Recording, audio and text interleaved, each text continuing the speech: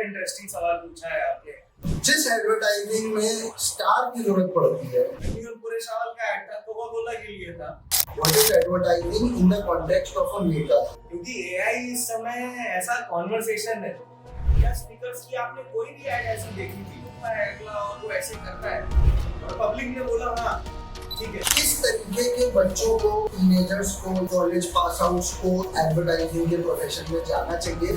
दुनिया में कोई भी कुछ भी कर ऐसा होता है ना कि जबरदस्ती कोई एक चीज करवाई जाती है या जबरदस्ती कोई एक चीज हटवाई जाती है, लेकिन वही उसका हुक पॉइंट बन जाता है। एसआरके से almost double brand value drive करते हैं वो एडवर्टाइजिंग। बच्चा घर आ रहा है, आज तक किसी माँ ने बोला है क्या ताकत से?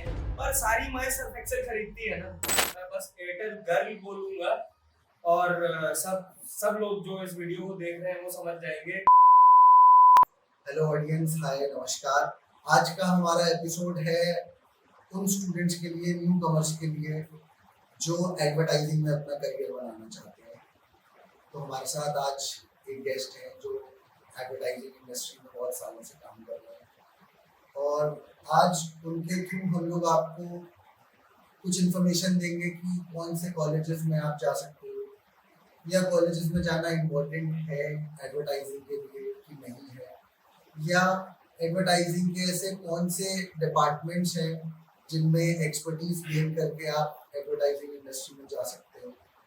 सो let's start our episode on advertising. Context of a maker, जो प्रोफेशनल एडवर्टाइजिंग में प्रोफेशनली इन्वॉल्व हैं लोग, जो एडवर्टाइजिंग के सारे एस्पेक्ट्स में प्रोफेशनली इन्वॉल्व हैं, जैसे कॉपी राइटिंग हो गया या और भी एस्पेक्ट हो गया, तो उन लोगों के लिए एडवर्टाइजिंग क्या है?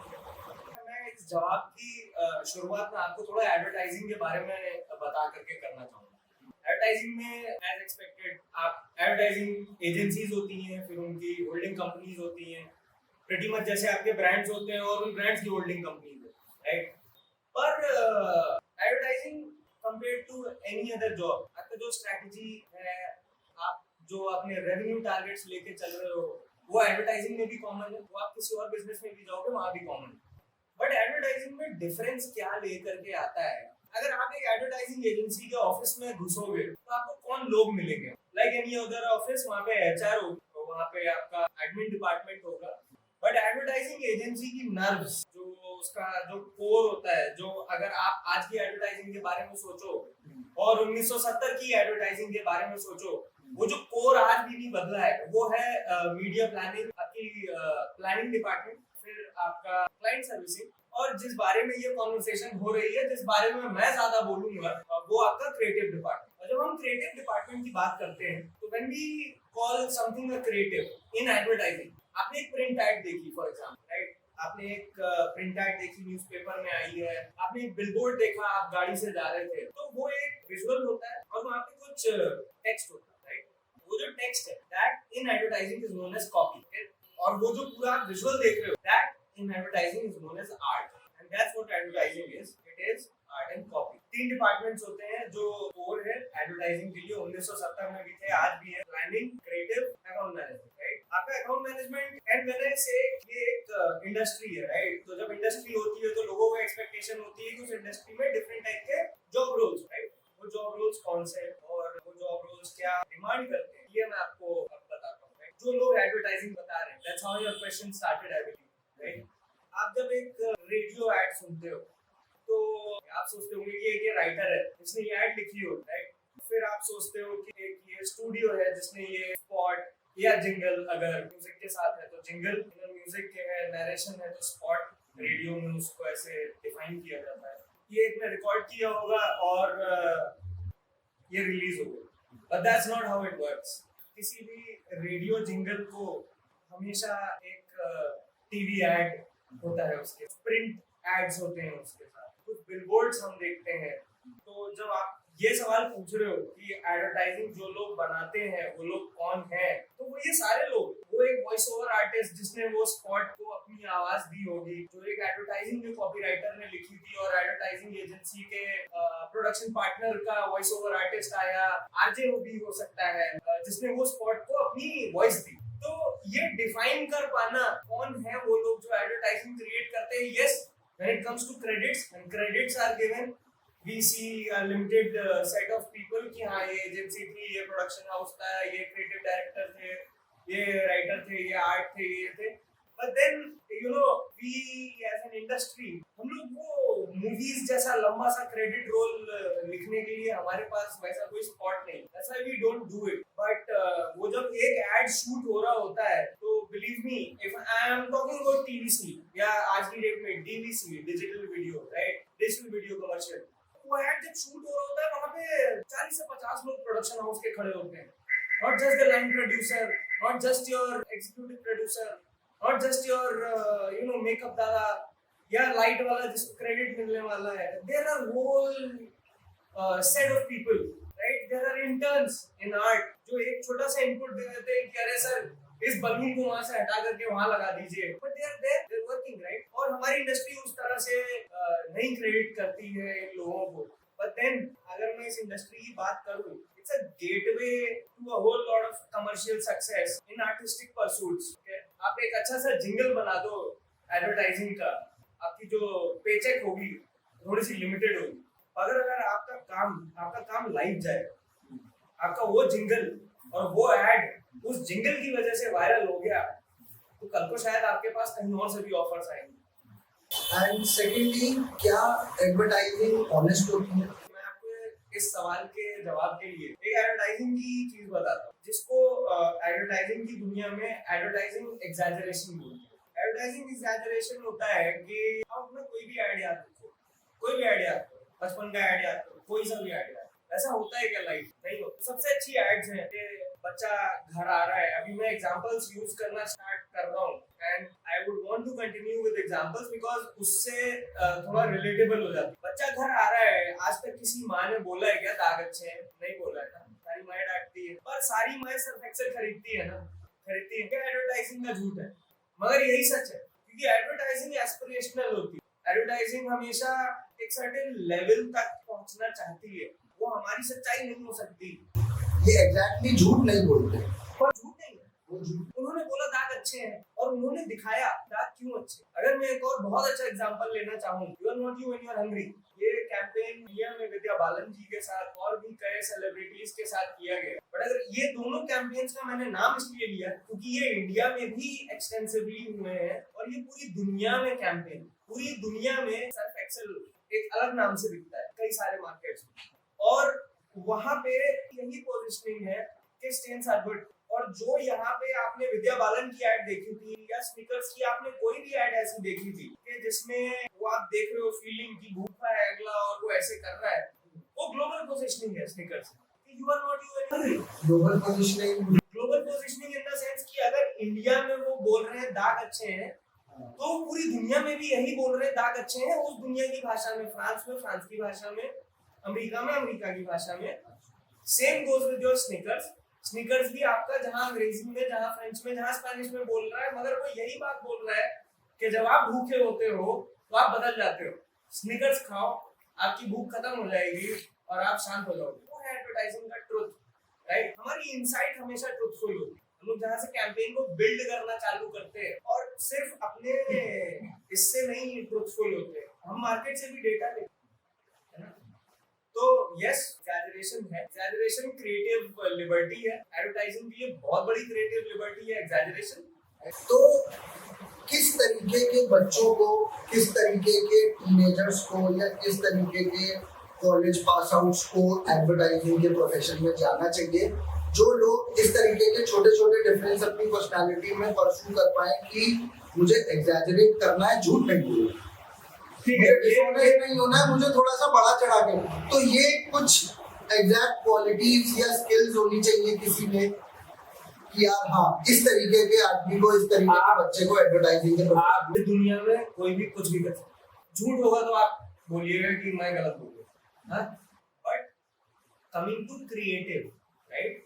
क्रिएटिव में क्योंकि मेरे को particularly on an umbrella level, मतलब एक अगर मैं पूरा एकदम ऐसे करके 360 बात करूं तो कोई कुछ भी कर सकता है, पर किसके पास एडवांटेज है एडवर्टाइजिंग में आने के लिए? अगर भाई साहब आपने अगर स्कूल्स में अच्छे एस्से लिखे, आपके निबंध हिंदी और अंग्रेजी में अच्छे होते थे, आप अच्छे निबंध लिखते थे, आपने इंग्लिश लैंग्वेज लिटरेचर में बहुत अच्छा किया है, अपने अपने स्कूल में, आपको यूनिवर्सिटी में लैंग्वेज लिटरेचर में एडमिशन मिला है, ऑनर्स में, इस सब में, तो एडवर्टाइजिंग का क्रिएटिव डिपार्टमेंट में कॉपी साइड प्लीज आइए।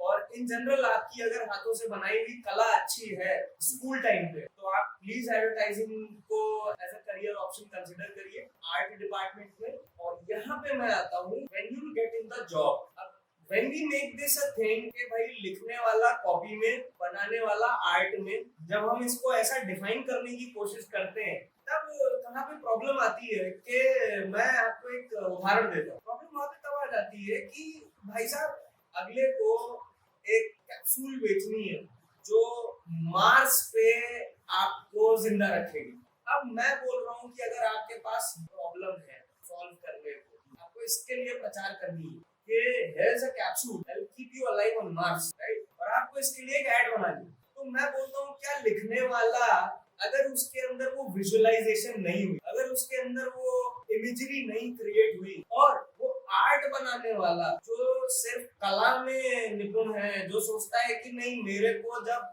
कम्युनिकेशन आएगी इन रिटन तो मैं ये एक फ्रेमवर्क या एक आर्ट बोर्ड पे ये सेट कर दूंगा, क्या वो आदमी जो सिर्फ आर्ट के बारे में ही जानता है और वो ये नहीं सोच रहा कि मार्स पे ये कैप्सूल को बेचना कैसे है, फिर बोलना क्या है, वो नहीं आता अगर उसको, तो फिर दोनों मिल करके कुछ नहीं कर पाए। तो जब आपने मेरे से पूछा कि किसको एडवर्टाइजिंग में आना चाहिए, वो एक अच्छा राइटर है, वो एक अच्छा आर्टिस्ट है। व्हेन आई से artist I mean visual artist, fine arts, right. पर उन दोनों को एक दूसरे का काम नहीं आना चाहिए, उन दोनों की इमेजिनेशन एक दूसरे के काम में भी घूमनी चाहिए, क्योंकि सबसे पहले शुरुआत होती है विजुअलाइजेशन से। और आप प्रशांत इंजीनियरिंग से एडवर्टाइजिंग में कैसे आए?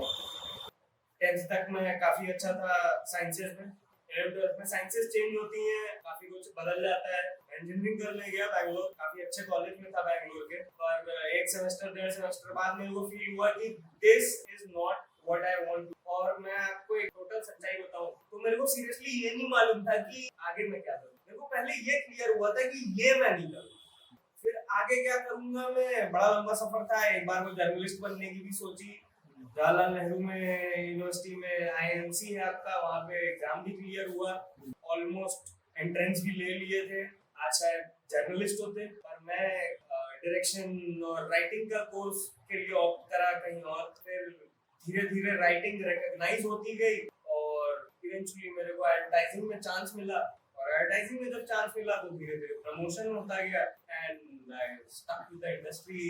It is as random as it sounds, right? कि आपने बात की आर्ट की, आपने बात की उसमें कॉपी की, दोनों से मिलकर बनता है। एडवर्टाइजिंग में हम लोग एक और चीज देखते हैं ज्यादा, स्टार्स।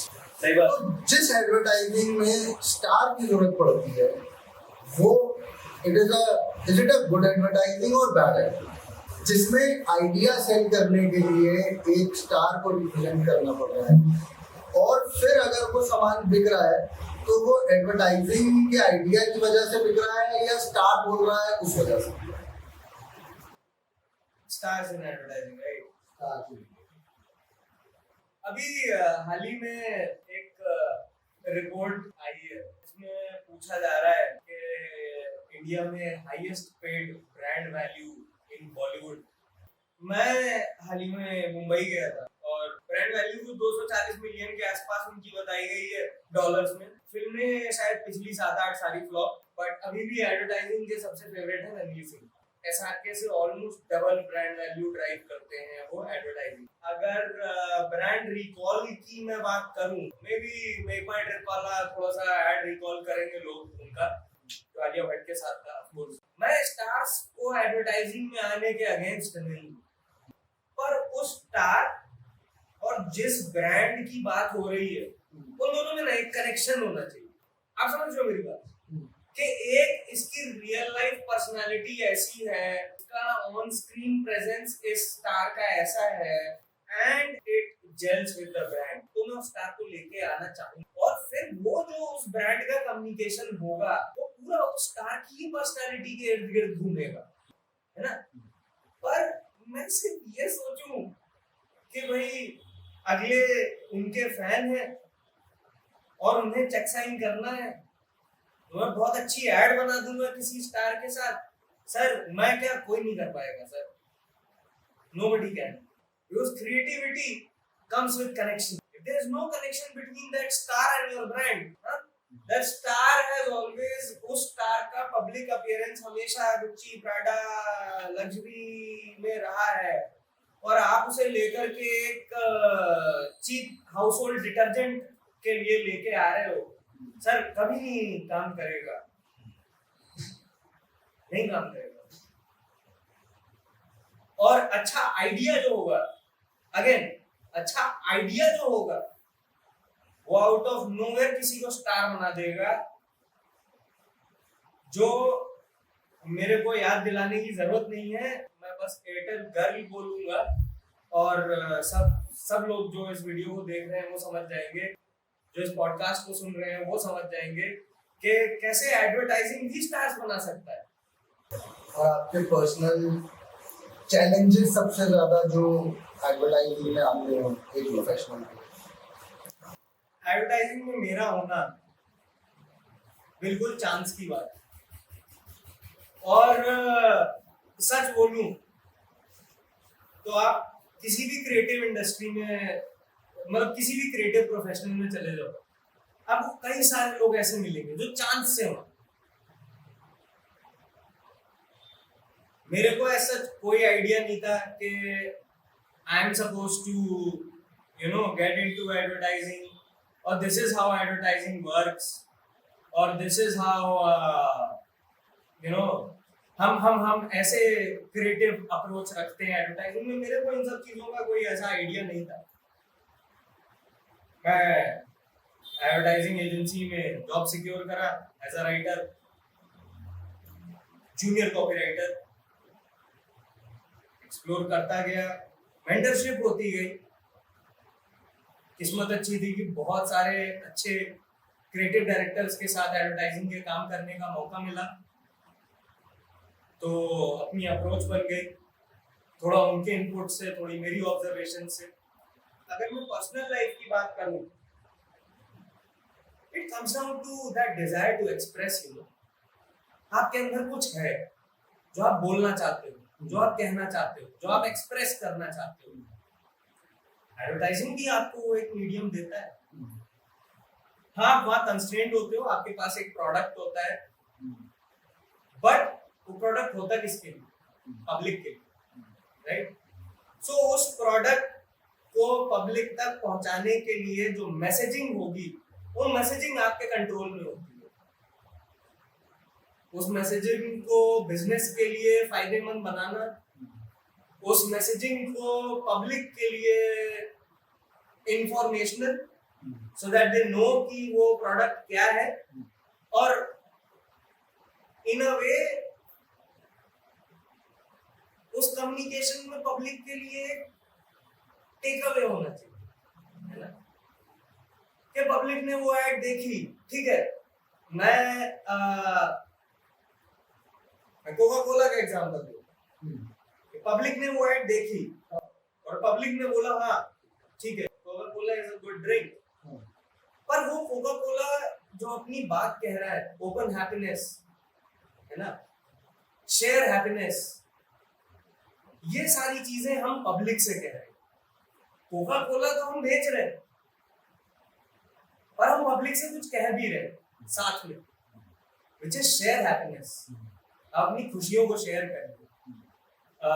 रणबीर कपूर परेश रावल का ऐड था, जो आप अगर स्टार्स का नाम लो, रणबीर और परेश रावल का ऐड था, कोका कोला के लिए था, और वो ऐड यही था। उसमें परेश रावल लैंडलॉर्ड होते हैं, रणबीर टेनेंट होता है, और बात होती है वही ठंडा पीने की, पर उस ठंडा को पीना है, साथ में शेयर करना है, उसका एक्सपीरियंस क्या है, वो फीलिंग क्या होनी चाहिए, एक लैंडलॉर्ड और टेनेंट के बीच क्या रिलेशनशिप होनी चाहिए, वो चीज उस ऐड ने करी ना, शेयर हैप्पीनेस। तो ये सारी चीजों को कहने के लिए, इन सारे मैसेजेस को जो मेरे अंदर थे, इन्हें समूह पब्लिक के सामने लाने के लिए, while keeping the brand at the pedestal, brand सबसे आगे है, पर उस ब्रांड के माध्यम से हम हमारे अंदर भी कई सारी ऐसी चीजें हैं जो एक्सप्रेस कर सकते हैं। मैं उसके लिए एडवर्टाइजिंग में। और प्रशांत, आप आज 2024 में, मतलब कोविड के बाद से एआई हर इंडस्ट्री में काफी ड्रास्टिक इफेक्ट्स ला रहा है। तो एआई का एडवर्टाइजिंग में या एआई के बाद एडवर्टाइजिंग में क्या चेंजेस आए हैं, या कौन सी जॉब्स की वैल्यू एआई के बाद कम हो गई है एडवर्टाइजिंग के अंदर, लाइक डिजाइनिंग है या कॉपी राइटिंग है, उन सब की कुछ वैल्यू कम हुई है एआई के बाद या बढ़ी है एआई के बाद, या कैसे एडवर्टाइजिंग इंडस्ट्री को एआई ने इफेक्ट किया है? बहुत इंटरेस्टिंग सवाल पूछा है आपने, क्योंकि एआई इस समय ऐसा कॉन्वर्सेशन है कि अक्रॉस इंडस्ट्रीज वो कॉन्वर्सेशन हो रहा है। हम बात करें जनरेटिव एआई की, जो एडवर्टाइजिंग से बहुत ज्यादा रिलेटेड है, एसोसिएटेड है। हम जनरेटिव एआई की बात करें, जनरेटिव एआई में आर्ट भी मिलती है। आप बोलो कि मुझे एक बंदर स्पेस सूट में क्लोजअप शॉट चाहिए और उसके बैकग्राउंड में चांद हो, एआई पूरी कोशिश करेगा इस चीज को भी किसी तरह आपके लिए क्रिएट कर देगा। एआई से जस्ट पहले एक और टेक्नोलॉजी बहुत एडवांसमेंट हुई थी, data analysis, number game, data science भी आज उसको बोला जाता है। नंबर गेम भी बहुत सारे प्रोफेशंस को या प्रोफेशनल्स को बाउंड करती है, क्रिएटिव इंडस्ट्री में, स्पेशली इंडस्ट्री में। तो ये नंबर गेम एडवर्टाइजिंग को कैसे इफेक्ट कर रहा है? क्या डेटा एनालिसिस कोई है या डेटा एनालिसिस कोई करता है, उसका एडवर्टाइजिंग में क्या काम है? ये दोनों बातों के बारे में आप। नंबर्स मैटर करते हैं। मतलब if art is not commercial, the artist will not survive. If the art is not selling, the artist is not eating. आप फिल्मों का उदाहरण ले लें, आप संगीत का उदाहरण ले लें, आप एडवर्टाइजिंग। तो जैसे किसी भी इंडस्ट्री के पास डेटा पहुंचता है आज की डेट में, आपने डेटा एनालिटिक्स, डेटा साइंस की बात करी। आज जैसे किसी भी क्रिएटिव इंडस्ट्री के पास डेटा पहुंचता है, फिल्मों में डेटा पहुंचता है, म्यूजिक में डेटा पहुंचता है। डेटा के बेसिस पे आपके बड़े स्टूडियोज बोलते हैं कि बस स्पेनिश लैंग्वेज के गाने हिट कर रहे हैं, तो ये स्पेनिश लैंग्वेज में गाने। वैसे ही आज से अगर 20 साल पहले या 25 साल पहले, और ये मैं स्टीव बॉल्स, एक आज की डेट में अगर स्टीव बॉल्स की मैं बात करूं तो मैं उनको लिंक्डइन पे फॉलो करता हूं, और वो एडवर्टाइजिंग के काफी जाने माने आज की डेट में, आज जितने लोग एडवर्टाइजिंग में अभी भी काम कर रहे हैं, Steve balls is one of the prominent voices in that. और उन्हीं की बात को मैं हिंदी में आगे रखूंगा। क्या से 25-30 साल पहले इंडिया पाकिस्तान का मैच होता था, वहां पे टीवी होता था और उस टीवी पे दर्शक बैठते थे, तो वो एक स्पॉट होता था। आप अपना ब्रांड, अपना प्रोडक्ट इस स्पॉट पे अगर ला सकते हो तो ले आओ। और पब्लिक के हाथ में ना कुछ नहीं था, वो टीवी वैसा ही चलेगा, वो मैच वैसा ही चलेगा, उसी स्लॉट में वो ऐड आएगी, और वो ऐड अगर आपका अटेंशन ले गई और आप उससे रिलेट कर गए तो वो प्रोडक्ट बिक जाएगा। पर आज थोड़ा सा चीजें बदल गई। We don't have that one big moment with the consumer, that one moment with the consumer. वो आज नहीं है एडवर्टाइजिंग के पास। आज क्या है कि वो कंज्यूमर फेसबुक, इंस्टाग्राम, यहाँ वहां इधर उधर दिन भर में 8 जगह जाता है डिजिटली, और मैं 8 जगह उसके पीछे जा सकता हूँ अपनी बात लेकर। तो मेरा कम्युनिकेशन चेंज हो गया। आज data, numbers, number lovers creativity को ये बोलते हैं कि आप 5 सेकंड में स्किप हो जाओगे यूट्यूब पे। पहले 5 सेकंड में हुक बना दो अपनी ऐड। आप कब थंब स्क्रॉल हो जाओगे आपको पता भी नहीं चलेगा। तो आप एक हुक बना दो अपनी उस इंस्टाग्राम की या फेसबुक की या कहीं भी, आप जहाँ एक थंबनेल डालो। पर सर मैं यही कहता हूँ कि आज जब उस कंज्यूमर को हम 8 प्लेटफॉर्म से जाकर के चेज कर सकते हैं और मैसेज दे सकते हैं, हम उसको क्या बोल रहे हैं? ये तुम्हारे लिए बढ़िया है, ये तुम्हारे लिए अच्छा है, ये तुम्हारे लिए बेस्ट है, फिर भी कंज्यूमर एक्शन नहीं ले रहा है। Forgive me, for I come from a school of advertising where the idea was everything. Today, in advertising, numbers try to be everything, but as we evolve, as digital is evolving, as artificial intelligence is entering game में आ रहा है, वो लोग धीरे धीरे समझ रहे हैं कि आइडिया ही सबसे बड़ी थी।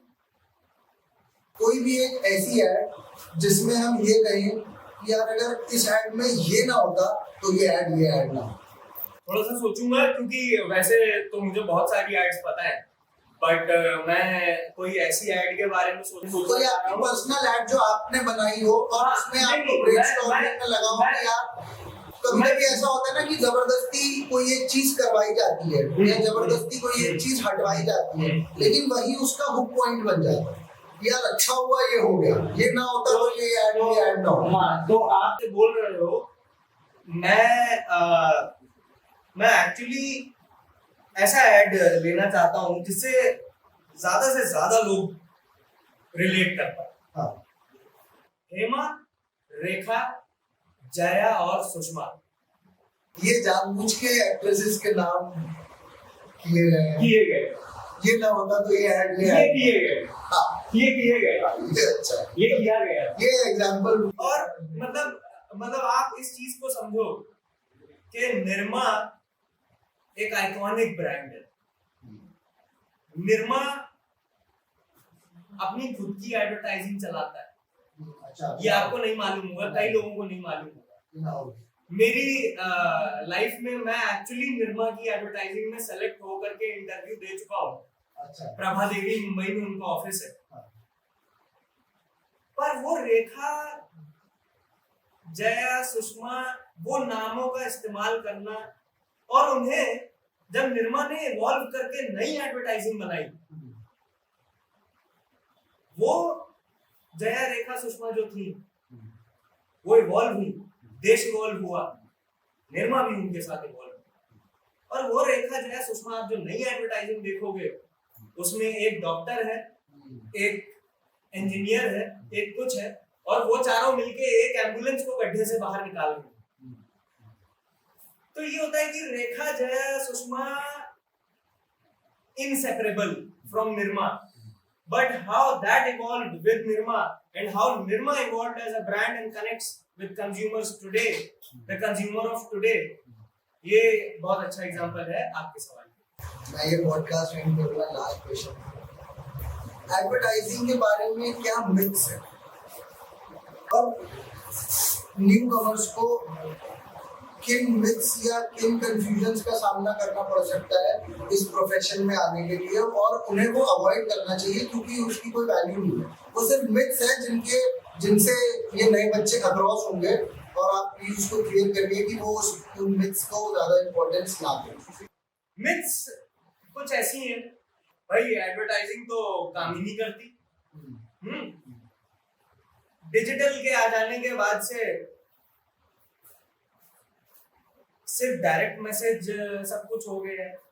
ये तो सारी मिथ्स हैं जो अभी बच्चे जान भी नहीं रहे हो। कुछ ऐसी मिथ्स मैं बताता हूँ जो आप दिल्ली छोड़ो, छोटे शहरों में भी जो बच्चे बैठे हैं, जो लैंग्वेज ग्रेजुएट्स हैं स्पेशली, या arts graduates, fine art graduates हैं, इनके मन में कुछ मिथ्स होंगी कि why they can not be a part of the advertising industry. मैं उसको एड्रेस कर रहा हूँ कि कोई अगर अपने आप को ये समझ रहा है कि मैं एडवर्टाइजिंग इंडस्ट्री का पार्ट नहीं हो सकता, मैं उसकी उस मिथ को बस्ट करने वाला हूँ, उसकी उस विचारधारा को जो उसके दिमाग में है, जो वो अपने लिए सोच रहा है, जो उसका कॉन्फिडेंस लैकिंग है, मैं उसे एड्रेस करना चाहता हूँ। आपको ना बहुत अच्छा, मतलब you don't, sorry for using that example, but you don't have to be Shashi Tharoor to be an English copywriter. सबसे अच्छी इंग्लिश की लाइनें दुनिया के सबसे सिंपल इंग्लिश के शब्दों में लिखी जाती है। Just do it. Nike Nike ने क्या बोला है? Just do it. दुनिया के 3 सबसे आसान शब्द अंग्रेजी में समझने के लिए, मगर जस्ट डू इट के अराउंड क्या था, क्यों था वो जस्ट डू इट? हमारी लाइन हमेशा सिंपल होगी, सबसे आसान अंग्रेजी के शब्द, मगर हमारी थिंकिंग जो है ना, वो बड़ी वास्ट होनी चाहिए, वो बड़ी इंक्लूसिव होनी चाहिए। तो कई सारे बच्चों को ये लगता है कि अरे मेरी ग्रामर इतनी अच्छी नहीं है, या मैं हिंदी में उतना निपुण नहीं हूँ, मैं कैसे एडवर्टाइजिंग का राइटर बन जाऊंगा। सर, आपका आइडिया में डेप्थ होना चाहिए। आपकी लाइन तो जो आप लिखोगे वो बड़ी सिंपल होगी, शब्दों में बड़ी सिंपल होगी। ये टफ है, सिंपल चीज करना है मोर टफर देन टफ है सर, टफ है। एक बड़ी कॉम्प्लेक्स सी थॉट है। अगेन मैं एक फेमस एडवर्टाइजिंग के ही एग्जांपल से बोलूंगा कि एक बड़ी कॉम्प्लेक्स सी थॉट है कि दाग क्यों अच्छे हैं। दाग अच्छे हैं आपने लिख दिया, बड़ी सी बिलबोर्ड लगी है, बच्चा सफेद स्कूल की शर्ट में वो पूरी गंदी होके रखी है। हमारी लाइन जो भाषा को नेल करना था, जो भाषा को एग्जैक्टली सही करना था, वो तो सिर्फ दाग अच्छे हैं। सबसे सरल हिंदी के शब्द दाग अच्छे, पर सर वो पूरी प्रेमाइस कि वो दाग क्यों अच्छे हैं, कि उस बच्चे के शर्ट पे दाग नहीं लगेंगे तो वो बच्चा कैसे खेलेगा, कैसे बड़ा होगा। सर वो पूरी प्रेमाइस सेट करना, वो पूरी थॉट को एक लाइन से बांध देना, वो स्किल होती है। और वो स्किल हिंदी, अंग्रेजी, तमिल, तेलुगु, मलयाली, आसामी, बंगाली, पंजाबी, उसका कोई लैंग्वेज नहीं है सर, उसका कोई लैंग्वेज नहीं है सर। मैं आपको बता दूं कि कितनी सारे हिंदी के कैंपेन है, जो हिंदी भाषा के कैंपेन है, वो आइडिया साउथ इंडिया के, बैंगलोर के, चेन्नई में बैठे क्रिएटिव डायरेक्टरों के होते हैं, और हिंदी का राइटर बस उन्हें लिखता है।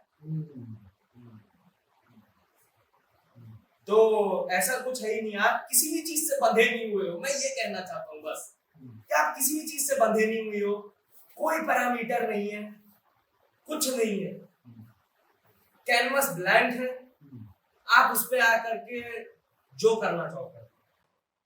आज का हमारा ये एपिसोड एडवर्टाइजिंग के ऊपर प्रशांत कुमार के साथ था, और मुझे लगता है कि न्यू कमर्स के लिए प्रोफेशनली, क्रिटिकली और इमोशनली भी प्रशांत ने काफ़ी इंफॉर्मेशन दे दी है। तो आप लोग इस इंफॉर्मेशन को यूज़ करें और गो फॉर द एडवर्टाइजिंग जिनको जाना है। मुझे पर्सनली लग रहा है कि ये बहुत अच्छा प्रोफेशन है। मे भी हो सकता है कि प्रशांत से बात करने के बाद ऐसा लग रहा हो, बट यस, जिनको भी ये प्रोफेशन परस्यू करना है, पूरा पॉडकास्ट देखिए, क्या प्रशांत बताना चाह रहे हैं एग्जैक्टली उसको समझिए।